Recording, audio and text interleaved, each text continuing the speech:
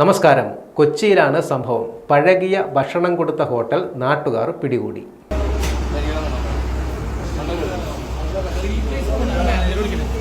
Masafi ഹോട്ടലിലെ ഫുഡാണ്. വളരെ നല്ല ഫുഡാണ്. ചീഞ്ഞ അലിഞ്ഞ ബീഫ്, കവർ തുറന്നപ്പോ തന്നെ സ്മെല്ല്. ഇത്രയും സ്മെല്ലുള്ള സാധനം ഞങ്ങൾ കഴിച്ചിട്ടില്ല. ചേട്ടാ മാനേജർ വിളിക്കേട്ടാ.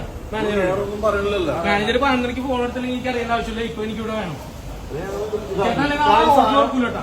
സീരിയസ് ആയിട്ട് പറഞ്ഞാൽ നാളെ ഹോട്ടൽ ഓർക്കൂല, തുറക്കൂല.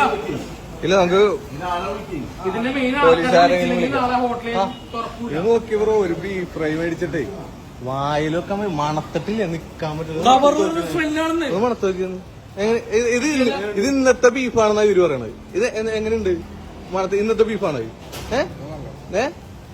ഇരുന്നിട്ട് ഇരിക്കാൻ പറ്റില്ല. കാറിൽ മേടിച്ചിട്ട് കുറച്ച് കഴിഞ്ഞപ്പോ നിക്കാൻ പറ്റണില്ല. ആ മാതിരി സ്മെല്ലാണ്. അന്യ സംസ്ഥാനങ്ങളിൽ നിന്ന് കൊച്ചിയിലേക്ക് കൊണ്ടുവരുന്ന പഴകിയ സുനാമി ഇറച്ചി മുമ്പും കൊച്ചിയിൽ പലതവണ പിടികൂടിയിട്ടുണ്ട്. ഹോട്ടലിലെ മനോഹാരിത കണ്ട് ഭക്ഷണം കഴിക്കാൻ കയറുന്നവർ ഇനിയെങ്കിലും ഒന്ന് ശ്രദ്ധിക്കുക.